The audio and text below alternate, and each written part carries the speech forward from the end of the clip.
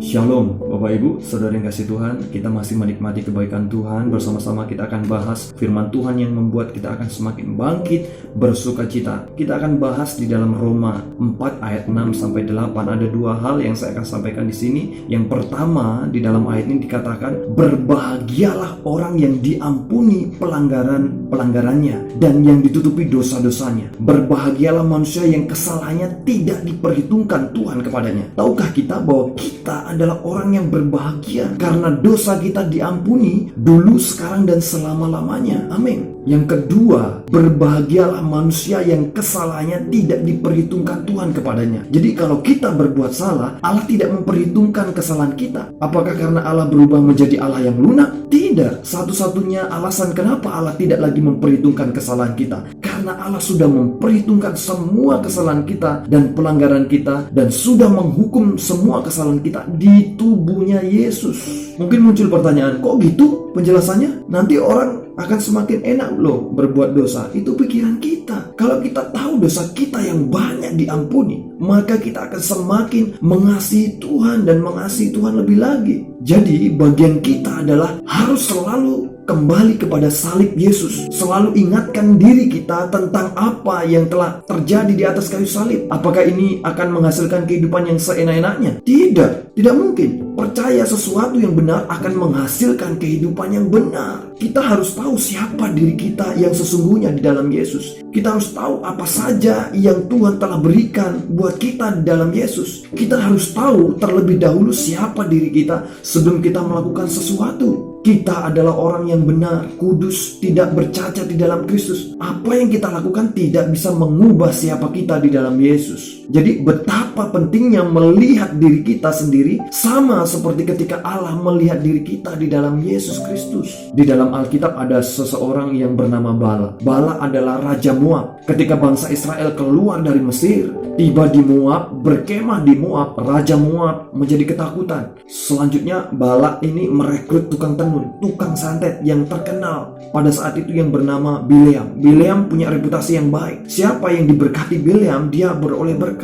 Dan siapa yang dikutuk Bileam, dia kena kutuk. Singkat cerita, kalau kita membaca Bilangan 23, setiap kali Bileam akan mengutuk bangsa Israel, Tuhan mengubah kutuk itu menjadi berkat. Kabar baik buat kita. Kita adalah orang-orang yang sudah diberkati. Kalau Tuhan sudah memberkati kita, maka tidak ada satupun yang bisa membalikkannya. Siapapun tidak bisa membalikkannya. Tidak bisa. Perhatikan baik-baik. Bangsa Israel bukan orang yang sempurna. Kalau kita turun ke tempat perkemahan bangsa Israel pada saat itu, di situ ada sungut-sungut, di situ ada komplain, di situ ada suami istri yang lagi berantem, di situ ada orang-orang yang lagi ngomongin orang lain dan sebagainya. Tetapi kenyataannya tidak ada kutuk yang bisa datang kepada mereka. Dan kalau ada kutuk yang datang kepada mereka, kutuknya Tuhan ubah jadi berkat. Luar biasa. Dan ini merupakan gambaran kita yang ada di dalam Yesus Kristus. Kalau kita ada di dalam Yesus, inilah yang terjadi pada kita. Kenapa? Di dalam Galatia 3 ayat 13-14 saya akan baca,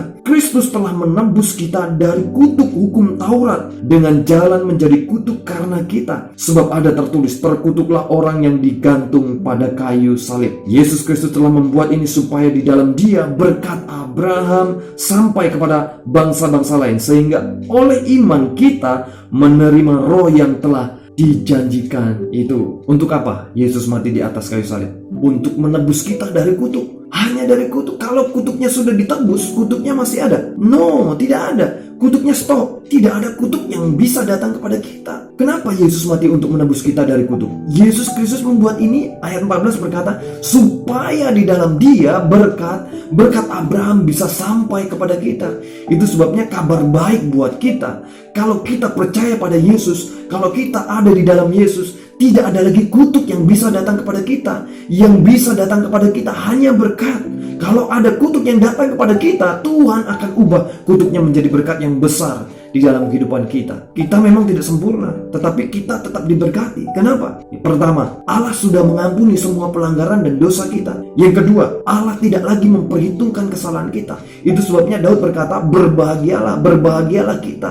Tidak ada kutuk yang bisa datang kepada kita, hanya berkat yang bisa datang kepada kita. Amin. Kalau ada orang-orang di luar sana membicarakan kita, berbicara sesuatu yang jahat tentang kita untuk tujuan menjatuhkan kita, entah karena iri atau apapun, karena karir kita, sedang naik, jangan khawatir. Ingat baik-baik, tidak ada yang bisa menjatuhkan kita. Alkitab mengatakan, bersatu jalan mereka menyerang engkau, maka bertujuh jalan mereka akan lari daripadamu. Ya, perhatikan baik-baik. Kita jangan takut kalau sampai disumpahin orang. Kalau orang sumpahin kita, mungkin mereka bilang begini, gue sumpahin lo ya, 7 turunan miskin bangkrut, tidak mungkin berhasil, tidak mungkin sembuh, tidak mungkin dapat jodoh yang seiman. Percaya, kalau Yesus sudah memberkati kita, tidak ada yang bisa mengutuk kita. Yang terjadi adalah sebaliknya. Tuhan ubah kutuknya menjadi berkat. 7 kali lipat, 7 turunan kita diberkati. Amin. Selamat menikmati kemurahan Tuhan. Bukan karena apa yang kita lakukan, tetapi karena Yesus lakukan buat kita. Tuhan akan ubah yang tidak baik itu menjadi sesuatu yang baik. Sesuatu kebaikan hanya datang kepada kita. Tuhan Yesus memberkati. Shalom.